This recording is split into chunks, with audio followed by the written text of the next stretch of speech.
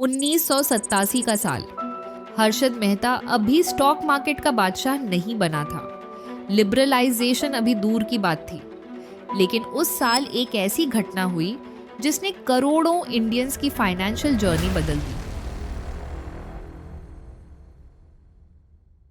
दोस्तों, क्या आप जानते हैं कि आज जो mutual fund industry 80 lakh crore रुपए हैंडल करती है, वो शुरू हुई थी सिर्फ 5 करोड़ से। आज मैं आपको बताऊंगी म्यूचुअल फंड्स की कंप्लीट इंडियन सागा, जहां मिलेंगे आपको वो स्कैम जिसने 2 करोड़ इन्वेस्टर्स का भरोसा तोड़ा और सरकार को 14,000 करोड़ का बेल आउट देना पड़ा। वो फंड मैनेजर जो लैम्बोर्गिनी चलाता था अपने ही इन्वेस्टर्स का पैसा चुराकर। तो चलिए शुरू करते हैं इंडिया की सबसे fascinating financial story. Well, mutual fund numbers for the month of August are out, and it's not looking like a bad set of data points at all. The mutual fund, the mutual fund, the mutual fund, mutual fund, Mutual fund. mutual fund. 1774 में Amsterdam के एक व्यापारी Adrian van केटविच ने दुनिया का पहला mutual fund शुरू किया। नाम रखा इनरक्ट मार्क्ट मार्क्ट, डच में जिसका मतलब है यूनिटी क्रिएट स्ट्रेंथ, यानी एकता में शक्ति। सिंपल आइडिया था, रिस्क बांटो, रिवॉर्ड्स बांटो। ये कॉन्सेप्ट इतना पावरफुल था कि 100 साल में पूरे यूरोप में फैल गया और 1890 के दशक तक अमेरिका पहुंच गया। अब फास्ट फॉरवर्ड करते हैं 1924 को, बॉस्टन मैसाचुसेट्स। यहाँ लॉन्च हुआ मैसाचुसेट्स इन्वेस्टर्स ट्रस्ट, दुनिया का पहला modern open and mutual fund. Open and मतलब क्या? मतलब कोई भी कभी भी यूनिट्स खरीद सकता है, बेच सकता है, फिक्स्ड लिमिट नहीं। पहले साल में इस फंड की होल्डिंग्स $50,000 से बढ़कर $3,90,000 हो गई। लोग पागल हो गए और फिर शुरू हुआ वो दौर जिसे हिस्ट्री रोरिंग 20s बुलाती है।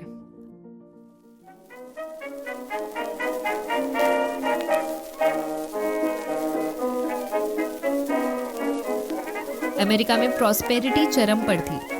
नई कार्स, नई फैक्ट्रीज, नई टेक्नोलॉजीज, हर कोई अमीर बनना चाहता था। और स्टॉक मार्केट, वो तो जैसे सोने की खान बन गया था। 1927 में अमेरिका में इन्वेस्टमेंट ट्रस्ट में सिर्फ $175 मिलियन थे। 1928 में 790 मिलियन, 4 गुना। और 1929 में $2.25 अरब। उस वर्ष की शुरुआत में 172 निवेश ट्रस्ट थे। अगस्त तक 400 से ज्यादा। हर हफ्ते नए नए फंड्स लॉन्च हो रहे थे। सिर्फ 2 साल में 13 गुना ग्रोथ। और इस बूम के सबसे बड़े खिलाड़ी थे वॉल स्ट्रीट के लेजेंड्स। एक नाम था गोल्डमैन सैक्स। दिसंबर 1928 में गोल्डमैन सैक्स ने लॉन्च किया गोल्डमैन सैक्स ट्रेडिंग कॉरपोरेशन। $10 करोड़ की कैपिटल, 42,000 शेयर होल्डर। शेयर $104 पर जारी हुए। वो $104 का शेयर $326 तक गया था। लोग इंटरेस्ट्स के शेयर्स खरीदने के लिए 100% प्रीमियम दे रहे थे। मतलब अगर ट्रस्ट के पास $1 की एसेट्स थी तो लोग $2 देकर शेयर्स खरीद रहे थे। क्यों? क्योंकि भरोसा था, गोल्डमैन सैक्स है, ये लोग हमारा पैसा डबल ट्रिपल कर देंगे। येल के मशहूर इकोनॉमिस्ट अर्विंग फिशर ने सितंबर 1929 में कहा, Stock prices have reached what looks like a permanently high plateau. Permanently high plateau, हमेशा के लिए ऊंचा। अब आप सोच रहे होंगे, इंडिया की कहानी सुनानी है तो अमेरिका की बात क्यों? क्योंकि दोस्तों, इंडिया ने अपने म्यूचुअल फंड रेगुलेशन अमेरिका से सीखे। सीबी बना कैसे? एसईसी को देखकर। म्यूचुअल फंड रूल्स कहां से आए? 1940 के अमेरिकन लॉज से इंस्पिरेशन लेकर। और सबसे इंपॉर्टेंट, जो गलतियां अमेरिका में 1929 में हुई, वो सारी गलतियां इंडिया में रिपीट हुई, बस 60 से 70 साल बाद। अक्टूबर 1929, वॉल स्ट्रीट क्रैश। वो क्रैश जिसने दुनिया को ग्रेट डिप्रेशन में धकेल दिया। म्यूचुअल फंड्स को भी तगड़ा झटका लगा। लेकिन इंटरेस्टिंग बात यह है कि इसी क्रैश के बाद अमेरिका में सख्त रेगुलेशंस आए। एसईसी बना, securities and exchange commission. What is the SEC? The SEC is the Securities and Exchange Commission. It's charged by a series of laws that were passed in the 1930s with regulating stock markets, broker-dealers, and corporate accounting and reporting of financial results. So they are the cops who are supposed to keep the playing field level for investors large and small. जो आज भी American markets को regulate करता है। Investment company act 1940 आया, जिसने mutual funds के लिए स्ट्रिक्ट रूल्स बनाए। ट्रांसपेरेंसी मैंडेटरी हुई, डिस्क्लोजर मैंडेटरी हुआ, और इन्हीं रेगुलेशंस ने म्यूचुअल फंड्स में जनता का भरोसा वापस लाया। बूम, क्रैश, रेगुलेशंस, रिकवरी, याद रखना इस पैटर्न को, क्योंकि इंडिया में भी एग्जैक्टली यही होने वाला था। बस किरदार अलग होंगे, नाम अलग होंगे, लेकिन कहानी वो सरप्राइजिंगली सिमिलर होगी। अब चलते हैं टाइम मशीन में बैठकर 1960 के भारत में। 1960 का दशक, जवाहरलाल नेहरू प्रधानमंत्री थे। देश में समाजवाद का माहौल था। उस वक्त आम भारतीय कहाँ पैसा लगाता था? Post office savings, bank FD, सोना चांदी और जमीन। बस शेयर बाजार, वो तो सिर्फ बॉम्बे और कलकत्ता के बड़े सेठों का खेल था। आम आदमी की तो हिम्मत भी नहीं होती थी उधर देखने की। लेकिन तभी एक इंटरेस्टिंग बात हुई।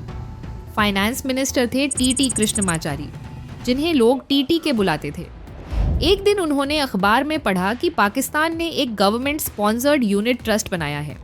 अब पाकिस्तान ने कर लिया तो हम पीछे कैसे रहें? टीटीके ने सोचा, क्यों ना एक ऐसा ट्रस्ट बनाएं जो आम जनता का पैसा इकट्ठा करके शेयर और बॉन्ड में लगाए, मुनाफा हो तो सब में बांट दें। 30 दिसंबर 1963 पार्लियामेंट में unit trust of India act पास हुआ और 1 फरवरी 1964 को जन्म हुआ यूटीआई का, unit trust of India, Bharat के पहले और उस वक्त के इकलौते म्यूचुअल फंड का। स्टार्टिंग कैपिटल सिर्फ 5 करोड़ रुपए। आरबीआई, एसबीआई, एलआईसी और कुछ बैंकों ने मिलकर पैसा दिया। जुलाई 1964 में यूटीआई ने अपना पहला स्कीम लॉन्च किया, यूनिट स्कीम 1964। लोग शॉर्ट में इसे US 64 बुलाने लगे। 10 रुपये प्रति यूनिट, न्यूनतम निवेश सिर्फ 100 रुपये यानी 10 यूनिट। जरा इमेजिन करो 1960 से 70 के दशक का इंडिया। कोई LIC पॉलिसी है तो वो डेथ के बाद काम आएगी। बैंक फिक्स डिपॉजिट में 6 से 7% मिलता है। EPF अभी शुरू नहीं हुआ। स्टॉक मार्केट, वो तो दलाल स्ट्रीट के सेठों का खेल है। और तब आता है US 64, गवर्नमेंट बैक्ड, सेफ लगता है। और डिविडेंड पहले साल 6.1% FD से बेटर, फिर धीरे धीरे बढ़ता गया 10%, 15%, 20%। 1992 से 1995 में तो 26% तक डिविडेंड दिया। हर मिडिल क्लास फैमिली में US 64 का एक इमोशनल कनेक्शन था। पापा की फर्स्ट सैलरी का हिस्सा US 64 में गया, बेटी की शादी के लिए US 64 में जमा किया, रिटायरमेंट के बाद के खर्चे के लिए US 64 रखा। एक जर्नलिस्ट ने लिखा था, US 64 was not just an investment. It was the retirement plan for an entire generation of Indians. For many families, it was the only investment beyond a bank savings account. UTI agent गांव-गांव जाते थे। Post office में भी forms मिलते थे। साल में एक बार ब्लॉक ऑफर आता था, जहां UTI डिस्काउंटेड प्राइस पर यूनिट्स बेचता था। लोग उसका इंतजार करते थे जैसे आज IPO का करते हैं। US 64 होल्डर्स को टैक्स बेनिफिट्स भी मिलते थे। डिविडेंड टैक्स फ्री था। लेकिन इस सुनहरे स्कीम में एक बड़ी प्रॉब्लम थी जो किसी को दिख नहीं रही थी। NAV कभी डिस्क्लोज नहीं होता था। हाँ, आपने सही सुना। जिस स्कीम में करोड़ों लोगों का पैसा था, उसका एक्चुअल वैल्यू किसी को पता नहीं था। एक आर्टिकल में लिखा था, it's portfolio was a secret better guarded than the national borders. लोग मजाक में NAV को नॉट अवेलेबल वैल्यू बुलाते थे।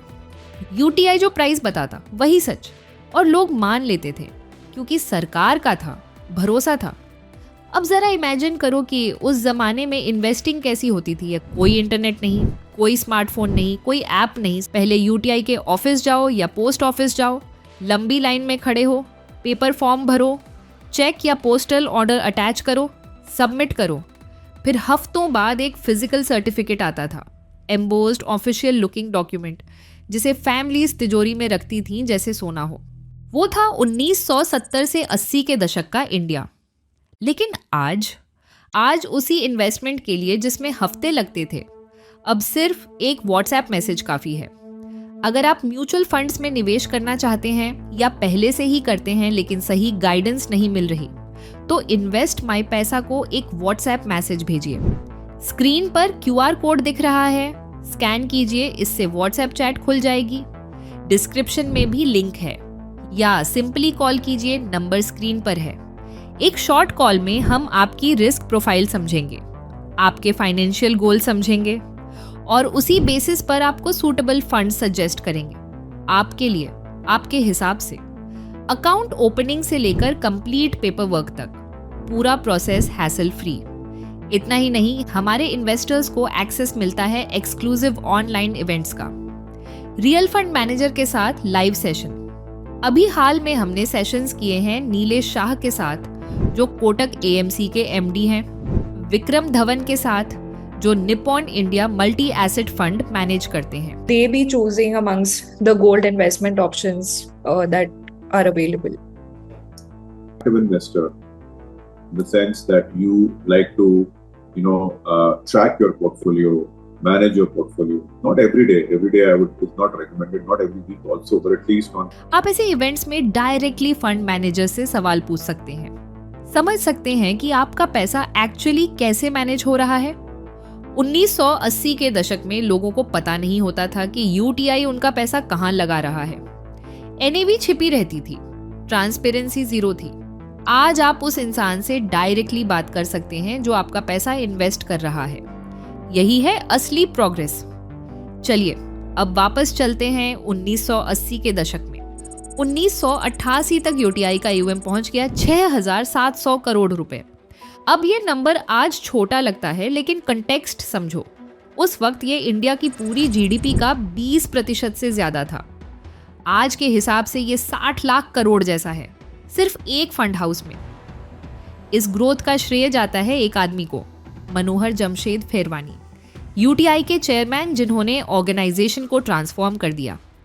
उनके टेन्यर में UTI का AUM 100 करोड़ रुपए से बढ़कर 17,650 करोड़ रुपए हो गया। 176 गुना ग्रोथ। फरवानी को लोग biggest bull in the market बुलाते थे। स्टॉक मार्केट में उनकी एक आवाज पर शेयर्स उछल जाते थे। अभी के लिए याद रखो, 1987 तक UTI अकेला राजा था, मोनोपोली थी, कंपटीशन शून्य। लेकिन 1987 में सब बदलने वाला था। राजीव गांधी प्रधानमंत्री थे, कंप्यूटर रिवॉल्यूशन की बात हो रही थी, देश धीरे धीरे खुल रहा था और तभी गवर्नमेंट ने एक हिस्टोरिक डिसीजन लिया। पब्लिक सेक्टर बैंक्स को म्यूचुअल फंड शुरू करने की परमिशन दे दी। 19 जून 1987 SBI म्यूचुअल फंड लॉन्च हुआ। 24 साल की UTI की मोनोपोली टूट गई और फिर तो जैसे बांट आ गई। दिसंबर 1987 can bank mutual fund, June 1989 LIC mutual fund, August 1989 Punjab national bank mutual fund, December 1990 GIC mutual fund और अक्टूबर 1992 bank of Baroda mutual fund.